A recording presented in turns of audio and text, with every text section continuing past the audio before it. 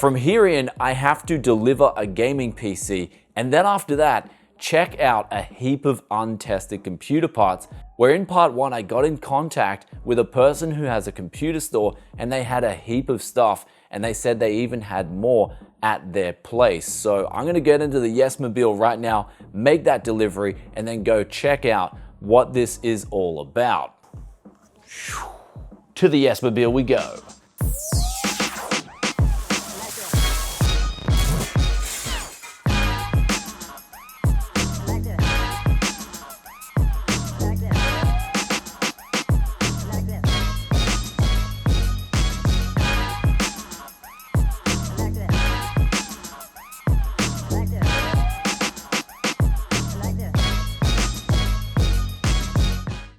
So we just got back now, and there is in total 7 untested motherboards, 6 of which have CPUs, and 1 of which I'm very concerned about, but we will give our best to clean that down. But first, what we're gonna go through is go through the 6 boards that don't have paint on them and also have CPUs in them, and quickly go through them, give them a quick light Tech YES Lovin. That's just to get all the initial dust off, and also reseat the CPUs, reset the CMOS, so I can rule that out. And then we'll come back to this gold motherboard right here, which has been sprayed. But basically with paint, when I've tested it on a RAM stick in the past, it pretty much just makes the part not work. But the good thing is, at least with the paint that I tested years and years ago, when you remove that paint, the part can get back to working again. So paint basically, I'm guessing most paint is not conductive, but rather capacitive, which will cause the parts to not function properly, but it won't destroy anything. So I'm hoping I can still salvage this Z270X motherboard.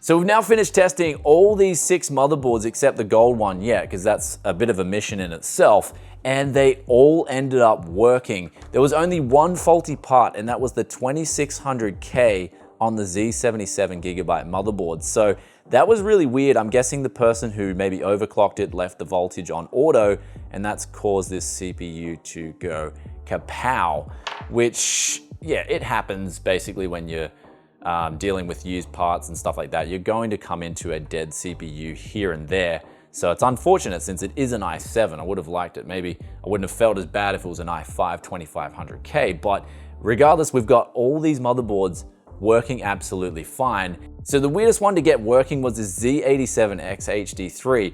And initially I tried booting it up with the RAM and it didn't work properly. So I then quickly took out the CPU, tried an i3, and it didn't work again. And so what I did was I quickly took out the CPU again, sprayed some multi-purpose spray on it, I gave it a data vac, and then tried the i3, and then it booted up, and then I tried the i5 after that, and it booted up absolutely fine. So sometimes you do just need to reset the CPU, but also this is why I love this multi-purpose spray. It's just so good. It's non-conductive, non-capacitive, but it still manages to clean even some of the weirdest spots on a motherboard.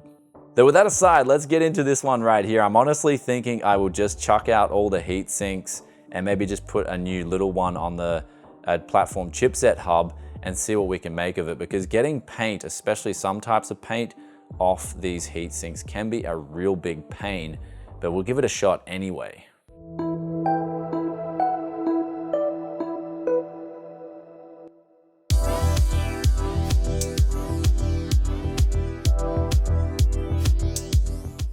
So after pulling off these heat sinks, this is exactly what we're looking for and looking to get rid of, is this paint right here that's sort of smeared over in between and sort of bridging different SMDs together. So if we can remove all this, I'm pretty confident the board may be able to post.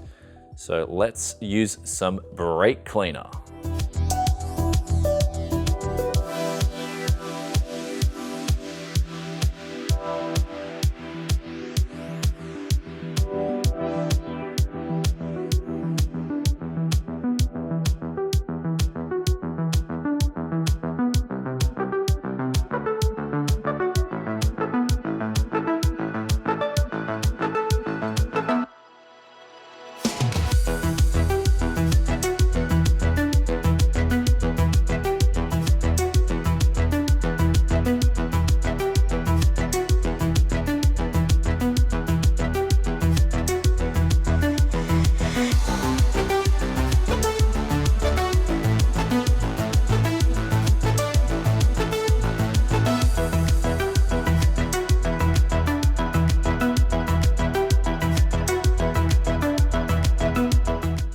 So we have now brought this Z270 motherboard back to life, and we got all that paint off, well, most of it. There's still some of this primer on there that's really hard pressed, but it looks like it's not hitting anything important, so hence why it was still able to boot. So I'm glad we got that back working, because we now have 7 untested motherboards, and now they're tested, and now they're working. So that was just such a good deal.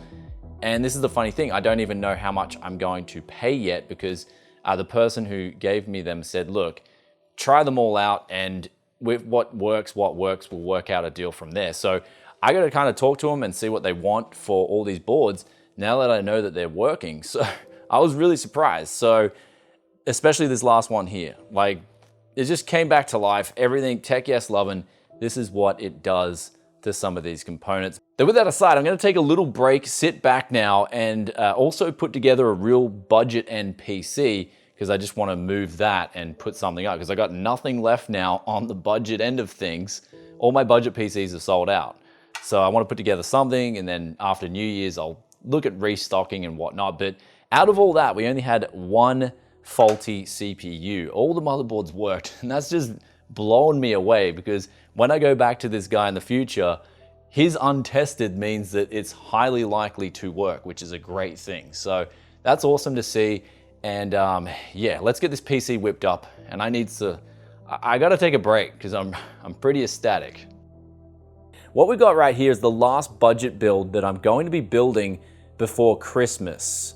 And the reason being is because I do need a little bit of a break. I'm like burnt out, and I want to enjoy some drinks over Christmas, have a bit of fun, relax, and of course make some different content as well. If I'm making content, it's going to be a little bit different to building up budget PCs. Though this one right here is that one we picked up off Les in the parts hunt with it's got like an A4, it's like that 4-core Phenom, I think it's a Phenom. And so what we're going to do is put in 8 gigabytes of RAM, 4 2GB sticks, and we're going to change this graphics card and just keep this power supply in here. So it's going to be very simple. What I'm going to do is clean up all the cable management, make it not look like a jungle sandwich, just clean the build out a little bit, and then whack in an SSD as well, and just touch up some little things like this here, just to bring it up to like a reasonably decent level. So I'm not entirely sure how much I will ask for this, though I will be putting in this 280X that we picked up in Korea for like 40 Aussie dollars, and that's going to go well with this 700 watt power supply and replace this old 7870. So it's time for the Tech YES Lovin.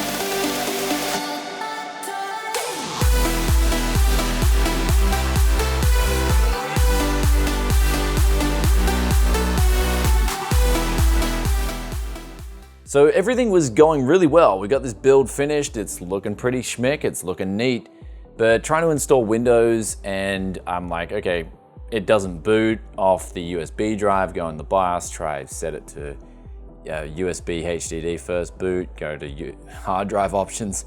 Doesn't work. Try to update the BIOS from a USB stick, and you get the same problem where it's really just like, man, some of these older gigabyte boards, man, they're really frustrating. So the only way around this, that without really losing my hair, is to get an SSD from another build with an IDE install of Windows, and then just pretty much swap it out for the SSD in there, and then set that to the boot option. And non-UEFI, of course, and then that should be fine. So I've had this problem before with a GM LGA 775 board. It was called like a Gigabyte GM41 or something like that. So I've seen this problem before. That's how you get around it, but it's just such a pain to get by. So what we're doing right now is updating the BIOS on a mining motherboard. And I feel like this is something I wanted to talk about for a while because I feel like these boards are so underrated. I got this for 49 Aussie dollars, which would be a little bit over 30 USD or something. And the only thing that was wrong with it was essentially that it only supported 8th gen CPUs out of the box. So what we're doing now is we're just updating the BIOS, and then we're gonna chuck in a 9400F, and there you have it. You've got a really cheap motherboard that's gonna play games absolutely fine, because there's pretty much no difference between this and a normal H310 motherboard, except you actually do get more features on the mining motherboards. Like they have a power reset button, clear CMOS on board, and they also have at the back LED indicator lights if any problems happen. So yeah, there it is, mining motherboards, guys. Don't be afraid to pick them up in a pinch if you want to use them in a gaming build. So here we are now. We've played around with this thing for quite a while, and this board still won't boot just to a pre-installed Windows 10.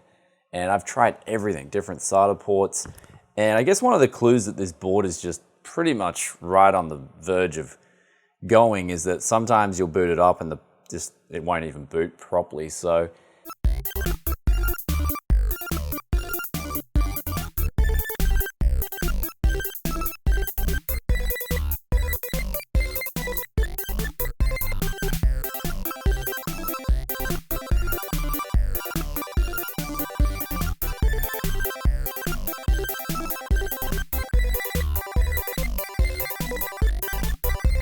and after all that, we now have two completed PCs here on the table, which started from faulty motherboards in both. Well, this one wasn't really faulty. It was just a really problematic Gigabyte board that had kind of gone bad over time and just refused to boot off USB. Though we replaced that with that untested P55 motherboard, which worked perfectly fine. And now we've got a build that I don't even need to test Fortnite on because I know exactly how it's going to run with a 280X. It's going to get some really good FPS at 1080p, and that's going to enable me also to sell this build for a little bit more than I originally intended. And then besides that, we've now got the B85 motherboard working in this board. So I guess that goes to show that bad luck turned into good karma, and I was really, really happy about the outcome on both these builds.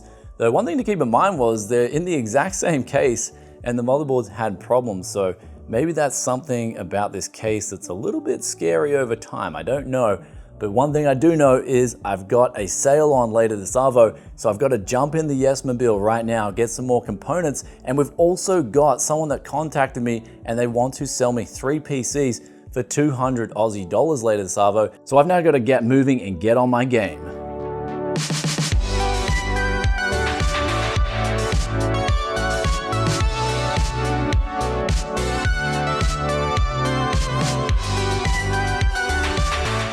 So we just finished that PC over there, and the person came around and dropped off the stuff, and I got a little bit more than I bargained for, and they also dropped off a thin client and an artifacting 7970. So I'll have to test that out later. I might just need a BIOS with lower clocks flashed on it, and it could possibly be working again. We'll have to check that out.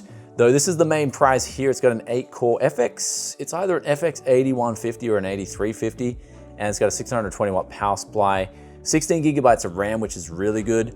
And of course, the case does look pretty decent. Well, it'll look a lot better after I give it some Tech YES Lovin.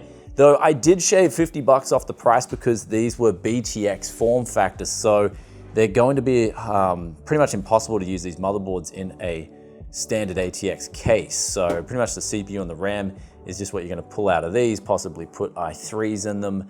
Then you got yourself an office PC ready for the market. Though in total, we got 150 AUD for all this, which is a really good deal. And that's pretty much going to close off part 2, where it's just been absolutely incredible deals coming from that low off of part 1. And now we're stepping it up to just absolute victories here on part 2. I think maybe coming out of this video, I probably have some sort of addiction to used price performance. Though on another note, we did extremely well here in part 2, where we came off the back of part 1 with a bit of uncertainty, but then going through all those untested motherboards and just pretty much just 100% hit ratio on that, that was so good. And I was so happy about that. In terms of what I'm paying for it, The guy I got it off, he actually said just wait till like New Year's next month, enjoy a time off, and we'll work out some kind of deal. So I don't even know what exactly I'm going to be paying for it, but he said, look, I'm going to take really good care of you. Where I think he just wants like something like a GTX 1060 6GB or 1070 in exchange for all that. So I was like, whoa, dude, that's a really good deal in my favor. But I'll try and do something better and give him some bonuses, something like that, and hook him up in return, because that kind of stuff was, not only did you see that that was a lifesaver where it put together those 2 rigs that had problems, but it's also now I've got 5 extra components for other builds. And it's funny because I'm now starting to run out of graphics cards, and when I check Gumtree and Facebook just today, all the graphics cards are overpriced right now. So sort of things are moving back now towards people needing GPUs, and all these OEM systems are getting pushed out the door. People have got stock of them. I mean, I'm stocked up with motherboards, CPUs, coolers, and all that stuff. But now I'm kind of getting back into that field where I need some graphics cards, and I know a lot of other people need graphics cards because they're messaging me. They're like, can you piece out the graphics cards from these builds? And I'm like, no, that ain't happening. So this part 2 before Christmas, right before Christmas, is really good. And you guys, I hope you had a Merry Christmas, because I'm gonna be editing this after Christmas, because I'm actually gonna go on break from today for a couple of days and just enjoy some time with my family. I'm also gonna be making a behind the scenes vlog for patrons as well, and just talking about life in general. And it's been a really great year, 2019, but I will make a couple of special videos just before New Year's, so stay tuned for that. Though with that aside, do let us know what was your favorite piece in today's video. I really liked that Rampage board. Like, I'm a big X58 fan, and that coming through was like the best case scenario because it had a 4-core in it and a stock cooler, which means the person did not overclock that system. So that board is still in pristine condition.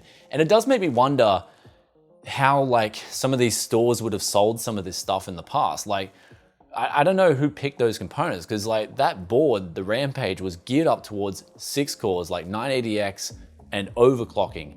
And then to whack a 4-core and a stock cooler on it, you could have just gotten away with an entry-level X58 board, saved yourself a lot of money, because back in the day, that board was really expensive to buy brand new. And so that coming in was probably my favorite deal of today and yesterday. But with that aside, it's been a crazy month, ridiculously busy, and 2019's been an awesome year. 2020, we're gonna be stepping in to some different metas and also showing you guys a bit more stuff that goes behind the scenes. People wanna know the Tech YES methodology and all that stuff. So I'll be sharing a lot more with you guys in 2022, trying to just really take things to the next level. I think we did a good job of that in 2019. And of course, 2018, the studio was getting built, all that stuff happened. It's just been an incredible last few years here on the channel. I will go more into depth in that in some of the next upcoming videos, don't worry. But with that aside, we've also got the question of the day. And it comes from Turan Kagan, and they ask X5650 or X5670, which is better? And when we look at these two CPUs, I believe they're actually the same silicon quality. And so they will, if you've got a good motherboard, overclock to the same max overclocks technically. But the X5670 will have more of a higher multiplier. So you do have a little bit more wiggle room. So technically that will be the better CPU. But the real one to look out for, in my opinion, is the X5675.